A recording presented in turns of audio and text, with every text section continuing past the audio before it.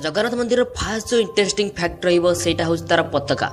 आपण समस्त जानी जे जो दिग को पवन हुए से दिग को सब पताका उड़े, किंतु जगन्नाथ मंदिर रे जो दिगरे पवन हुए तार विपरीत दिगरे पताका उड़े। तो यहाँ ए पर्यंत गोटे मिस्ट्री ही रही जाइए अथवा कौन सी साइंटिस्ट यार समाधान बाहर कर पारना जे एटा कौन पे होची। तो तापर सेकेंड जो इंटरेस्टिंग फैक्ट रहिबो सेटा होची सुदर्शन चक्र। आ जगन्नाथ मंदिर ऊपर जो सुदर्शन चक्र लगी तार हाइट होची 20 फुट आउ वेट होची 1 टन।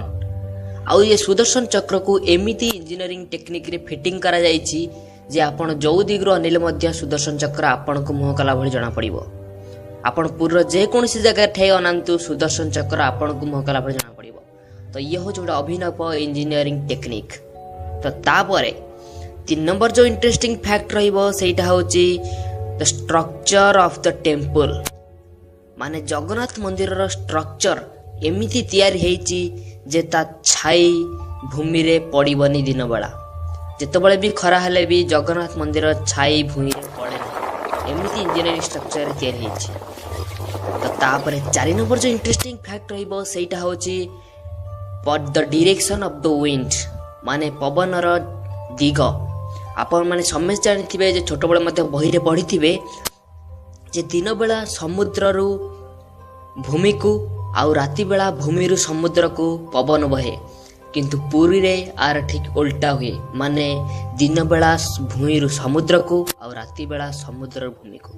तो ये गोटे असुजा साइंटिफिक मिस्ट्री रही जाइछि। आ ए पर्यंत कोनोसी साइंटिस्ट याकू समाधान करि पारनांती एटा कोन पई होछि स्पेसिफिकली पुरी रे। तापर 5 नंबर जो इंटरेस्टिंग फैक्ट रहिबो सेटा होछि कोनोसी पक्षी जगन्नाथ मंदिर ऊपर उड़ंती नाही। आज पर्यंत केही भी लोक पुरी लोक देखि नांती जे कोनोसी पक्षी जगन्नाथ मंदिर ऊपर उड़ीबा। तो जगन्नाथ मंदिर रो 6 नंबर जो इंटरेस्टिंग फैक्ट रहिबो सेटा होछि तार जो प्रसाद रो जो मिस्ट्री रही जाइछि। तो जगन्नाथ मंदिर सब बेले समान क्वांटिटी रो रोसे हुए। माने सब बेले जेतिकी परिमाण रो चाउल डाली तो सब बेले समान परिमाण रोसे होतिले मध्य केबे खाद्य बळेनी अथवा नियट हुएनी। से 2000 लोक आसंतु अथवा 2 लाख लोक आसंतु जेतिक परिमाण रोसे हिथबो वर्षक जाक 365 दिन सेतिक परिमाण रोसे हुए, किंतु 2000 लोक आसिले तांको केबे नियट हेनी अथवा 2000 लोक 3 लाख लोक आसिले भी तांको नियट हेनी अथवा केबे भी किछि खाद्य बळी फोपड़ा हेनी। माने जिते भी परिमाण भी रोसे हेले भी सब बड़े भक्त को समान परिमाण में बांटी हो जाए।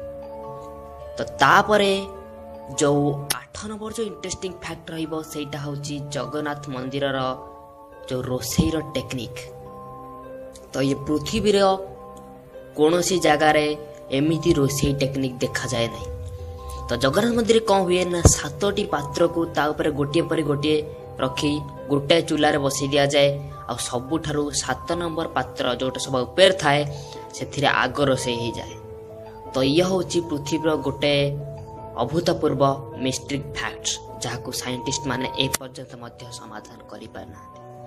तो तापर 9 नंबर जो इंटरेस्टिंग फैक्ट रहिबो सेटा होची आपण जेतेबेले भी जगन्नाथ मंदिर भीतर को प्रवेश करिवे आपण को समुद्र जुआर ध्वनि शुभा जीव नाही। आपण पूरी अन्य कोनसी जगह रे जदि मन करथिबे तो आपण को समुद्र जुआर ध्वनि शुभा जाउथिले मध्य जगन्नाथ मंदिर भितरे समुद्र जुआर ध्वनि शुभा जाए नाही। तो साइंटिस्ट मान कहिबा कथा जे जगन्नाथ मंदिर एमिति टेक्निक रे तैयार हेछि जे ता भितर को कोनोसी बाहर ध्वनि शुभा जीव नाही। तो आपण भावंतु जे ओडिसा रो पूर्व काल रे जो इंजीनियरिंग टेक्निक को भली थिला। तो प्रत्येक ओडिया भी आमे हम इंजीनियरिंग टेक्निक ने गर्व करिवार कथा। आ जो मैंने जानी नहांती आपण तांको ए वीडियो निश्चय शेयर करंतु आ ओडिया बोली निज गर्व करंतु। वंदे उत्कल जननी।